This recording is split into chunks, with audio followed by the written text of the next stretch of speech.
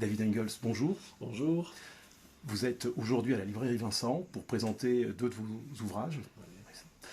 Les Français vous connaissent, ceux qui sont attentifs et qui écoutent, disons, la radio depuis un certain temps, vous ont entendu sur France Culture il y a maintenant, c'était peut-être une quinzaine d'années, présenter vos premiers ouvrages. Oui, c'était il y a 11 ans, 2013 je crois. Ouais, c'était donc, comme vous êtes historien de l'Antiquité, et notamment de Rome, vous faisiez déjà un parallèle entre la décadence romaine et l'idée de décadence en général et la situation européenne actuelle. Et aujourd'hui, c'est pour une introduction à Spengler. Alors d'où vient cet intérêt pour ces parallélismes? C'est une bonne question, ça m'a toujours intéressé en fait, déjà en tant qu'enfant, ça m'a perturbé quelque part, les consonances dans l'histoire, quelque part entre la fin de la République romaine, entre l'Empire, qui paraît quand même à beaucoup de niveaux tellement moderne, et le temps présent. Mais ça a été en effet la lecture de Spengler quand j'avais 18 ans, je crois, suite à ma première lecture du Dr Faustus de Thomas Mann, qui m'a propulsé dans Spengler, et c'est ça qui m'a vraiment ouvert l'horizon, si on veut. Des collègues diront peut-être que ça m'a fermé mon horizon, qui sait, sur les parallélismes dans l'histoire. Et comment dire, je suis toujours extrêmement curieux des autres civilisations.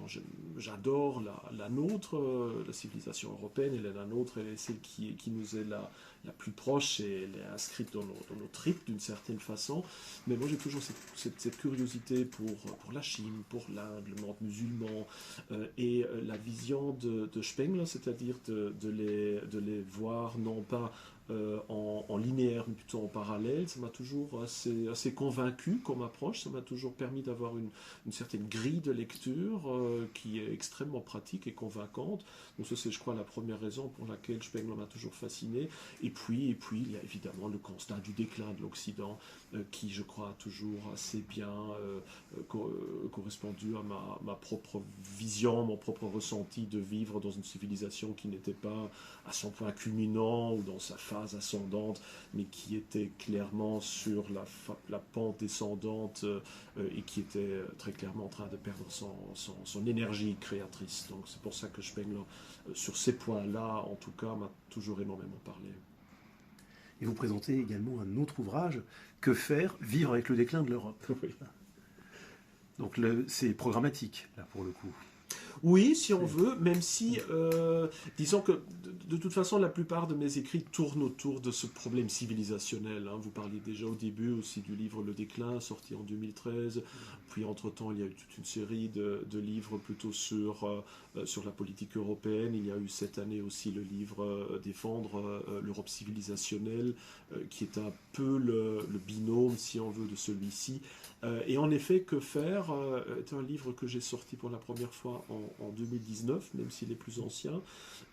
Et j'étais très content quand la nouvelle librairie m'a donné donc cette possibilité de pouvoir revoir un peu cette copie, réviser certaines choses qui nécessitaient l'être, l'augmenter à certains niveaux, aussi pour l'adapter à des traductions qui avaient déjà paru, et évidemment le doter d'une nouvelle postface. Et on peut dire que, alors qu'ici, dans le livre sur Spengler, publié par l'Institut Iliade d'ailleurs, autant ce livre-là livre le constat civilisationnel, autant ici on est vraiment dans le registre purement individualiste.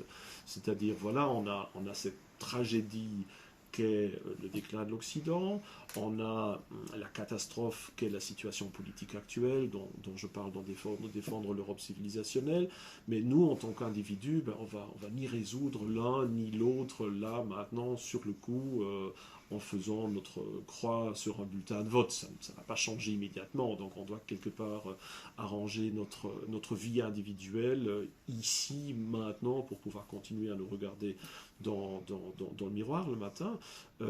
Et c'est un peu ce questionnement-là qu'adresse Que faire, c'est-à-dire en 24 chapitres relativement courts et concrets, ce qu'on peut faire, en effet, en tant qu'individu, vivant à cette époque difficile de notre histoire, comment on peut s'organiser dans sa vie familiale, individuelle, sociale, professionnelle, esthétique, spirituelle, pour au moins soi-même, dans son petit cadre à lui, ou à soi, vivre pleinement ces idéaux qui nous sont chers. Peut-être une dernière question. Quelle serait une question d'actualité? Quel serait un regard spenglerien sur l'élection américaine, l'élection présidentielle américaine? Est-ce que déjà les États-Unis font partie de l'Occident au sens de Spengler? Oui, forcément, oui. La première phrase du déclin de l'Occident définit la civilisation occidentale comme étant la civilisation européenne nord-américaine. Donc pour Spengler, les États-Unis font partie intégrale de cette civilisation européenne, faustienne, occidentale, enfin dans sa terminologie Abendland, qui lui est chère. Et en effet, les États-Unis sont presque la caricature de cette civilisation faustienne. C'est là, évidemment, que tout ce que nous avons à la fois de bon et de mauvais s'exprime d'une manière presque exponentielle, si on le veut. Et ces élections-là, maintenant, montrent très bien la justesse de l'approche spenglerienne. J'ai écrit toute une série d'articles là-dessus, d'ailleurs, récemment, quand on voit le parallélisme avec le déclin de la République romaine au 1er siècle avant notre ère, on est vraiment dans les dernières années de cette République romaine. On est vraiment face à ce combat entre, d'un côté, les populares, populistes, avec des personnages comme Catilina ou Claudius, tels que Donald Trump les représente relativement clairement. D'un autre côté, un establishment qui ressemble de plus en plus à Pompée le Grand, qui essaie de rassembler toutes les forces de l'élite pour contrer cette menace populares, avec néanmoins cette particularité que cette crise, elle est sans alternative. Les populares ne promettent pas non plus un vrai retour en arrière. Ils font partie de la même élite, ils font partie des mêmes problèmes. Donc tôt ou tard, que ce soit, et d'ailleurs ce soit très bien dans la fin de la République, que ce soit des personnages comme Catilina, comme César, comme Pompée, plus tard Marc-Antoine ou Auguste, dans tous les cas, cette crise, elle est résolue d'abord par le désordre civil et puis finalement par l'autorité d'un seul. Maintenant, au fond, le seul choix qu'on a, c'est un peu la façade que ça va aborder. Est-ce que ça va être la façade d'une république restituée, comme chez Auguste, plutôt d'une monarchie, comme chez César, plutôt d'un genre de régime sénatorial, d'un consul sine collega, comme chez Pompée, un peu l'aspect plutôt populiste comme chez Catilina et ses tentatives aussi de renversement de l'État. Bref, on a différentes facettes, mais on va tous dans le même sens. Et d'ailleurs, l'alliance très intéressante d'ailleurs de Trump avec Elon Musk montre vraiment très bien qui sont les gagnants de tout cela. C'est-à-dire que maintenant, tout le domaine de l'économie, de ce que moi j'appelle d'ailleurs le socialisme des milliardaires, ces personnages-là ont très bien compris que la voie de gauche libérale n'était plus la seule, qu'il y avait cette autre voie, plutôt de droite, conservatrice, qui pourrait être intéressante aussi.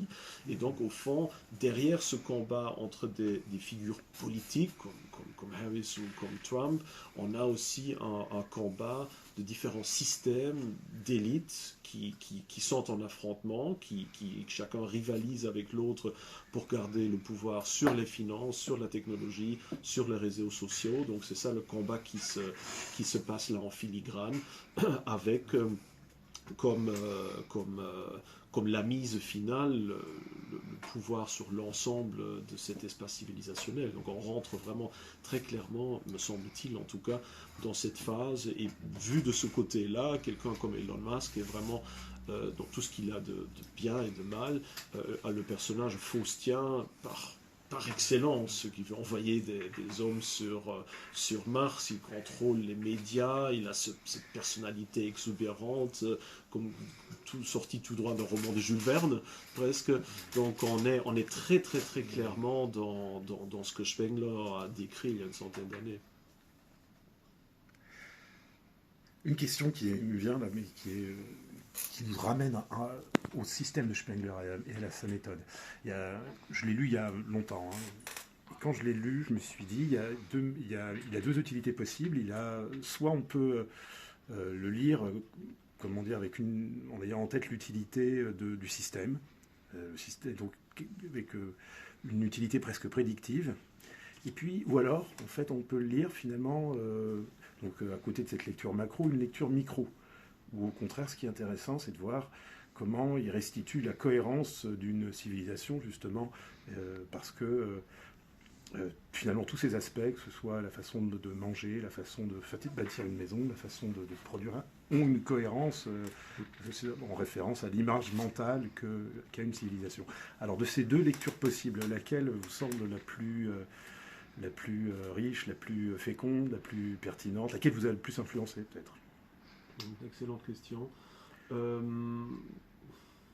pourrais me sortir maintenant du pétrin en disant les deux, évidemment, mais bon, c'est pas vraiment jouer le jeu.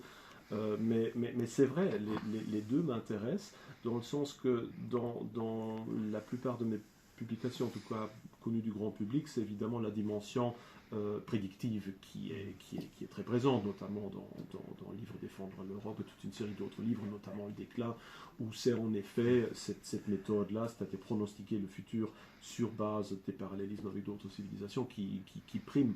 Mais ce que les lecteurs savent peut-être un peu moins, c'est que moi-même je travaille depuis très très très longtemps, moi-même un genre de somme civilisationnelle que je présente d'ailleurs en tant que cours à l'ICS, où je présente en effet une vision révisée, corrigée du système spenglerien, parce qu'il y a toute une série de points sur lesquels je ne suis pas d'accord avec lui aussi.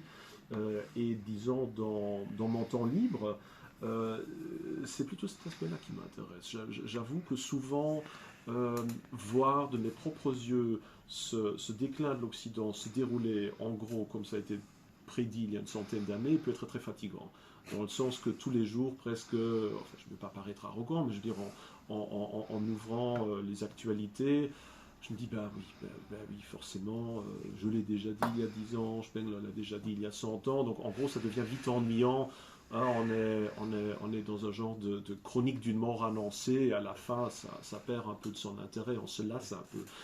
Évidemment, je fais une grande partie finalement de ma vie sur cette question-là, qu'on me demande mon avis sur cette base-là, mais ça peut être assez lassant individuellement, alors que moi, d'un point de vue privé, ce qui m'intéresse encore plus, c'est d'appliquer cette méthode-là pour comprendre d'autres civilisations. Moi, j'avoue, quand j'ai du temps libre, je préfère de loin lire un livre sur l'architecture des jardins chinois que maintenant une énième critique de la décadence de l'Occident, même si c'est nécessaire et qu'il y a des premiers lecteurs qui ont besoin d'être éveillés. Mais après un certain temps, on n'a pas tout le temps envie d'être éveillé, et puis parfois, comme je disais, lire quelque chose sur les temples égyptiens, sur la philosophie indienne, peut individuellement permettre de grandir grâce à cette méthode-là, de découvrir aussi les limites de notre perspective d'Européens. C'est ça aussi qui, moi, personnellement, m'aide énormément, grâce aussi à Spengler. Il n'est pas le seul, hein, j'utilise le mot Spengler comme un genre de symbole, mais on peut lire Toynbee, même Giambattista Vico, même Hegel, avec un intérêt un peu comparable. Mais rien que le fait de se rendre compte des limites de notre civilisation, de découvrir qu'il y en a d'autres qui ont leur vision du monde totalement différente, mais qui, après un certain travail, évidemment, peuvent aussi être assez convaincants. Je trouve que ça permet une ouverture de perspectives individuelles que moi-même je trouve extrêmement enrichissante et finalement pour moi, je crois qu'en tant qu'individu avec ma propre aspiration spirituelle ou personnelle ou individuelle, c'est cette perspective-là, plutôt rétrospective si on veut, qui primerait. Merci David Engels. Avec plaisir, avec plaisir.